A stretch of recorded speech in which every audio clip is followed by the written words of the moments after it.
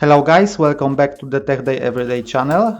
Today I want to show you my battery test of the CNHL Black Series. This is the 6S1300 LiPo V2 version. I will be comparing it directly with the previous V1 version, which I have been using for the past few months. I will take a look at the mechanical differences as well as the performance differences. So the first thing that stands out is the label on the battery. The discharge rating on the V1 is 100C while the V2 is rated at 130C.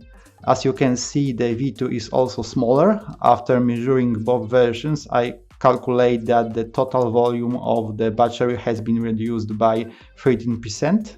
A smaller size also means lower weight. The mass has been reduced by 9%.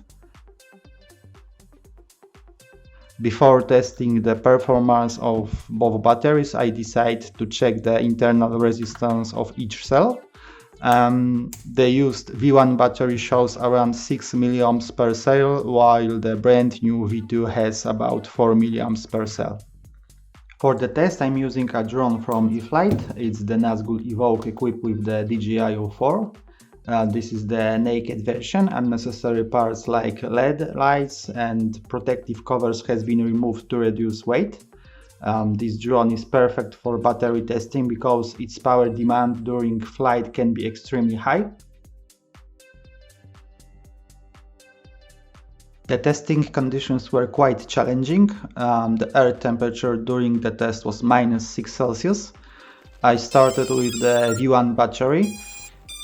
Because of the low temperature, I decided to end each test after consuming 1000 mA since LiPo capacity drops significantly in such cold conditions.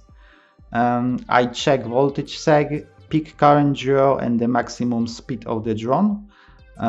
The V1 performs well, but under full throttle the voltage of a single cell drops to almost 3 volts, triggering the landing warning.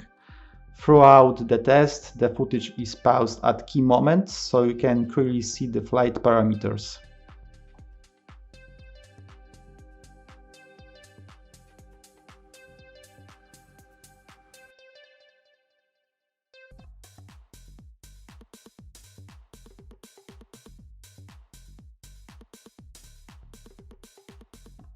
Next, I performed the exact same test with the V2 battery, and the performance of the V2 is noticeably better. Voltage seg at full throttle is much lower and there is no landing warning.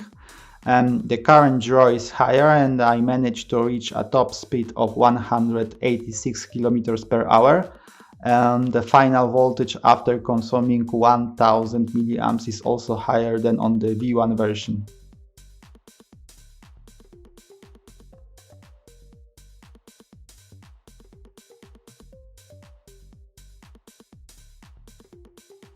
Okay, here are the final results. To sum up, if you are using the V1, upgrading to the V2 is absolutely worth it.